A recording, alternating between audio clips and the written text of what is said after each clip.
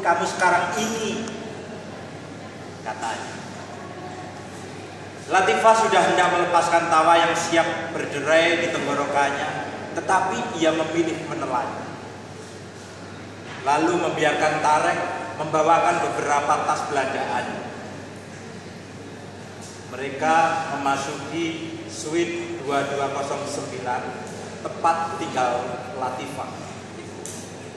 Tarek seketika menancapkan matanya pada papan kegiatan perempuan itu, mengajar jurnalistik di SD kawasan Duli, mengajar kelas inspirasi panti asuhan Adinda, mengirim sembako ke panti jompo di Manyar, dan yang terakhir final check up RSUD Dr. Sutomo. Kamu sedang sakit ya? Tanya Tarek sambil membantu Latifah menata barang-barang kelontong dalam 40 pak tas daur ulang. Tidak, justru aku sehat-sehatnya. Seorang temanku membutuhkan aku. Begitu. Nanti kau akan tahu. Mau menemaniku? Setidaknya kau bisa menjadi supir pribadi tanpa bayaran. Malaikat diciptakan untuk membantu manusia yang repot seperti aku kan? Mereka tergerak lepas tanpa beban. Ya, memang sebuah persahabatan terkadang hadir tanpa rencana. Ia jatuh begitu saja, mengalir ibarat sungai yang mencari celah di antara cadas. Setelah menurunkan barang-barang bantuan untuk panti jompo Hargo Dedali, perhatian berikutnya adalah rumah sakit Graha Amerta. Para petugas sudah mengenal Latifah sangat baik. Namanya langsung disebut begitu ia memasuki lobi. Di dalam kamar 311, sebuah tubuh laki-laki terbujur dia tengah tertidur dalam pengaruh obat. Tarek membaca tulisan yang menempel di tempat tidur. Bram Maulana. Latifah duduk di samping tubuh laki-laki itu. Apa kabarmu, Bram? Laki-laki bernama Bram tak bereaksi.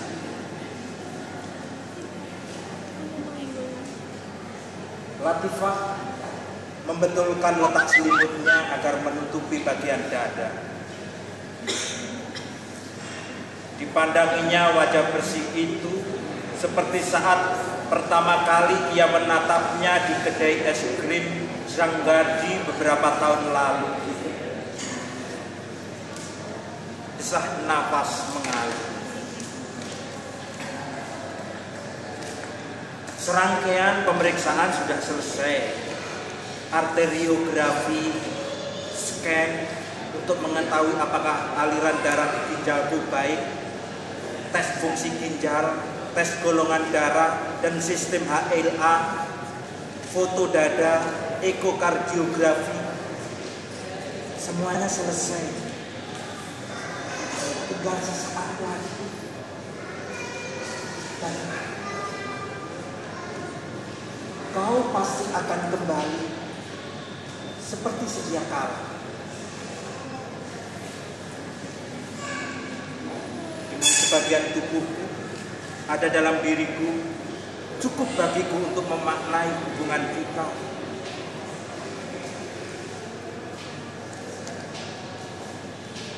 Gerakan halus terlihat pada wajah Bram. Latifah berhenti sejenak. Kemudian kita tetap akan bersahabat sampai kapanpun. Tetap bisa ngopi sore-sore di teras rumahmu yang paling aku suka.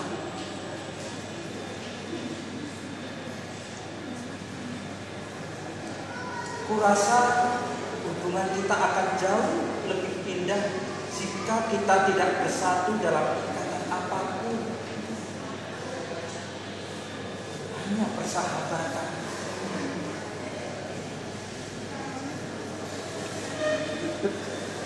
Tarek mengernyitkan kening mendengar kata-kata Latifah.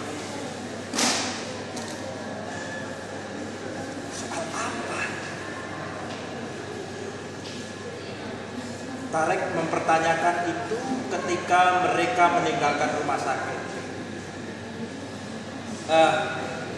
Bram adalah laki-laki yang menyenangkan.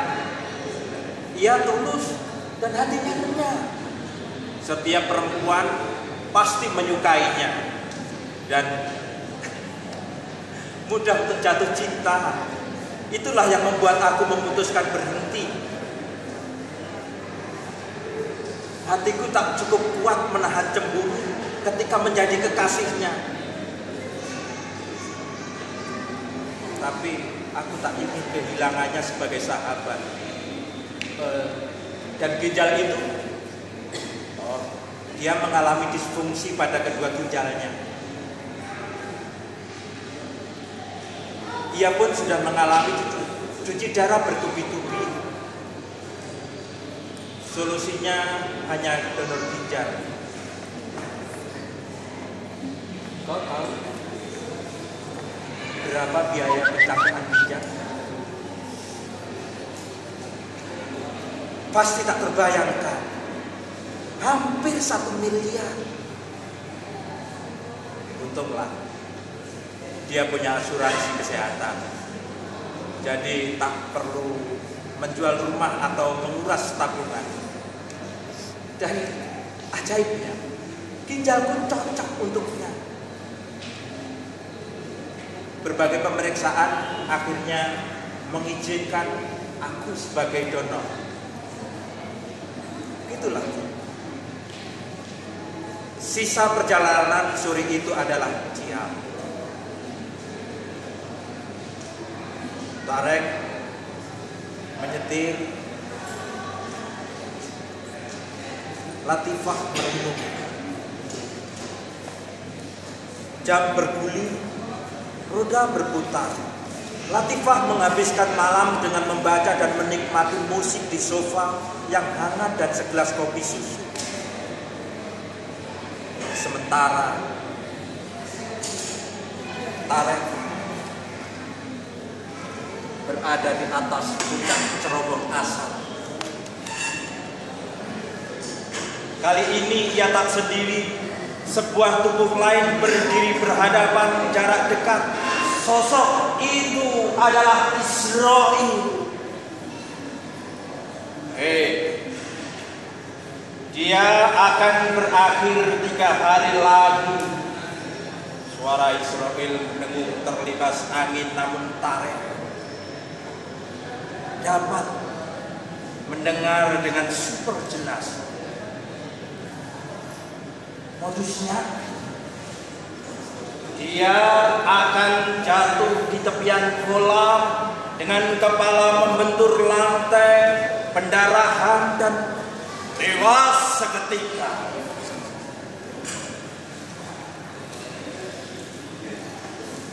Tarek memejamkan mata, mendesis penuh kekecewaan. Tak ada cara lain untuk menunda. Tarek menggumam. Sudah tertulis. Dia punya rencana mulia melebihi kebaikan apapun di muka bumi. Dia akan menyerahkan sebuah ginjal pada mantan kekasihnya agar laki-laki itu bisa hidup lebih lama. Kok gini ceritamu, Mbak? hari lagi. Niat mulia itu tak akan terjadi.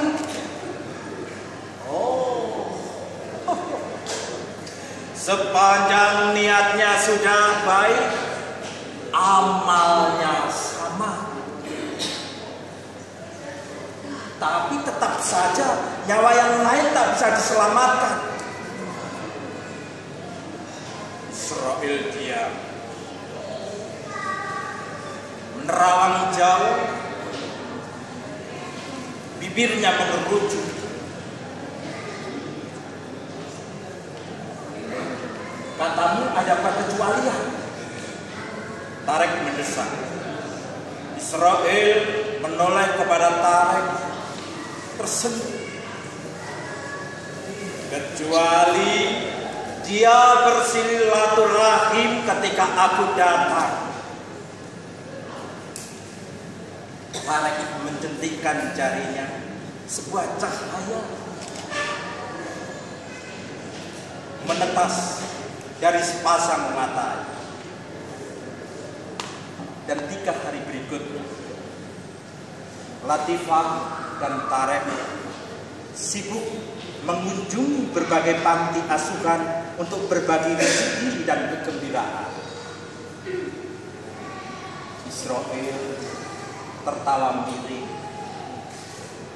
saat meninggalkan roof garden Dufour. Ia melesat ke angkasa sore itu tanpa melepaskan buku catatan di tangannya. Kabar baiknya adalah hari itu Latifah lolos. Transplantasi ginjal berjalan sesuai rundown. Kedua pasien berdampingan di ruang ICU hingga dokter menyatakan mereka aman untuk dirawat di ruang rawat biasa. Tarek selalu setia mengunjungi mereka dan berkomunikasi lewat kaca yang hanya dibuka pada jam tertentu. Sore itu, menjelang pemindahan pasien, Bram menyentuh tangan Latifah dengan tangannya yang bebas. Sebuah perasaan asing mengakuisisi rongga dada. Siapa dia? Mengapa aku tak pernah tahu sebelumnya? Mendengar pertanyaan konyol tersebut, Latifah hanya melempar senyum tipis. Kau cemburu. Sesuatu menjalar di wajahnya, semburat yang memerahkan pipi pucat mereka. Jadi dia yang menemanimu ke sana kemari selama aku di rumah sakit. Bram seolah bicara pada diri sendiri. Latifah hanya tersenyum. Ya, dialah orangnya dan kita. Kurasa hubungan ini akan terasa lebih indah saat kita tak memiliki kepentingan dan kepemilikan.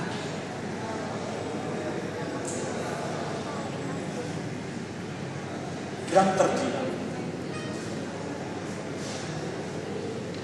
Perasaannya berderit. Sekarang ada ginjal Latifah dalam tubuhnya secara permanen. Seumur hidup ia akan tergantung pada ginjal itu selamanya. Mantan kekasih menjadi sahabat, memilih menjadi sahabat. Tapi ego lelakinya merasa tersudut saat ia melihat lelaki tampan di balik kaca itu. Ia seolah ditendang ke jalanan dengan bekal sekarung makanan.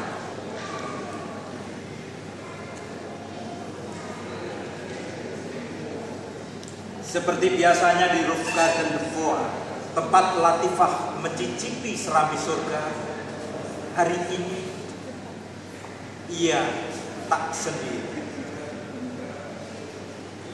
Sejak beberapa waktu terakhir ini, ada Tarek di sampingnya. Sebagai sesama pecinta senja, mereka selalu bertemu pada saat-saat kemilau emas bertaburan di langit barat. Mereka menikmati percakapan ringan dan mengalir tanpa diam. Diskusi antara dua orang yang merasa tak ada hal penting dunia ini kecuali senja dan Frappio Green Tea. 2 gelas Frappio Green Tea tersaji amat menggiurkan di atas meja. Sebongkah apple pie dan seiris tiramisu menjadi teman kudapan. Siapa bilang ini bukan surga? Merekalah penghuninya. Ada Deva Ghost memainkan Blackbird. Latifah, boleh aku bicara sebentar? Sebuah suara mengalir di gendang telinga perempuan yang tengah asik masuk pada senja. Aku sedang bercengkerama dengan senja.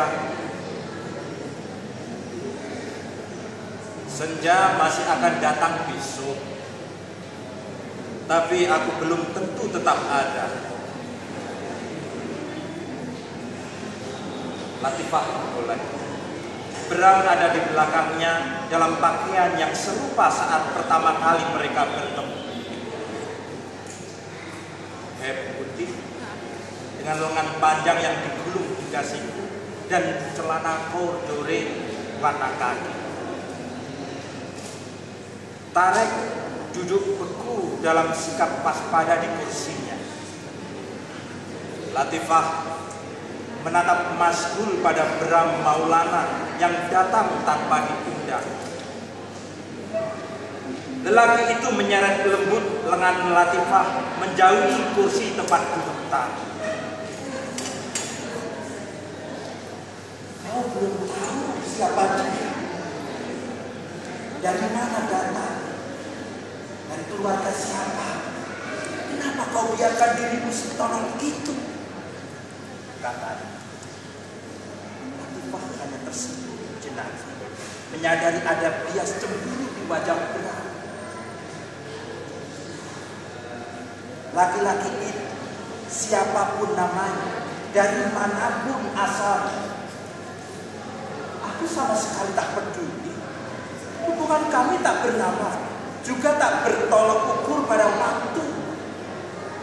Tiba-tiba saja semuanya berlangsung begitu cepat, menerbitkan rasa aman, damai, dan gairah. Bukankah ini lebih dari cukup? Bram merasa terpojok pada beberapa organ dalamnya. Lebam seketika di ulu hati terasa perih, bukan pada sayatan pasca operasi di pinggangnya. Sosok di sana itu yang mengaku bernama Tarek memang membuatnya tersulut. Selain tampan dan berpostur sempurna, ia selalu ada waktu untuk perempuan ini. Aku berharap kita bisa kembali. Suara Bram lirik. Latifah menatap sepasang mata Bram yang terbius rindu. Begitulah dicarinya degup dari dalam jantungnya, getar yang lama pergi dan belum juga mampu tubuhnya kembali meski telah lama dicoba. Getar di dalam jantungnya sekarang telah berpindah pada laki-laki di sana itu. Maka dipeluknya laki-laki masa lalunya ini dengan perasaan yang berbeda. Ketika di samping tadi, debarnya adalah gairah serupa angin yang menerbitkan rindu bertubi-tubi. Nah, Bram, kau dan aku adalah atmosfer yang berbeda. Tapi kau tetap dekat dengan. Ingat, ada bagian tubuhku dalam dirimu.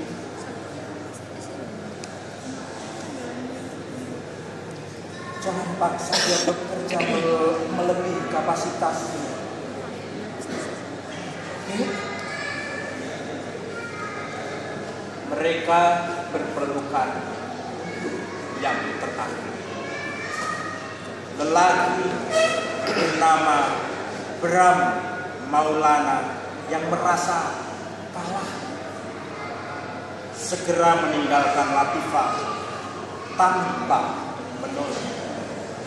Dia menekan tombol lift dengan perasaan luka. Hatinya menolak kekalahan ini dan bersumpah akan kembali. Latifah menatap punggung Bram menghilang di telan kotak ajaib yang membawanya meluncur ke lantai basement. Latifah mengidarkan pandangan pada Tarek.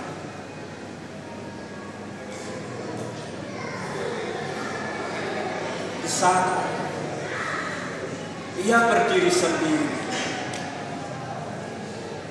Ada sosok lain yang menatapnya dengan pandangan tak terbaca. Latifah berlari kecil untuk segera menghambur ke pelukan Tarek. Tiba-tiba kakinya menginjak sesuatu yang melicin di tepian kolam renang. Tubuhnya tergelincir dan terbanting ke belakang. Hanya dalam sekian detik, tubuh semampai itu roboh dalam posisi menghadap ke langit senja. Warna jingga menyambutnya saat dengan separuh kesadaran ia dapat melihat Tarek berlari terhuyung-huyung kepadanya. Antara tidur dan terjaga, Latifah dapat menatap dari balik punggung Tarek. Telah mengembang sepasang sayap putih yang begitu indah. Ia tersenyum bahagia.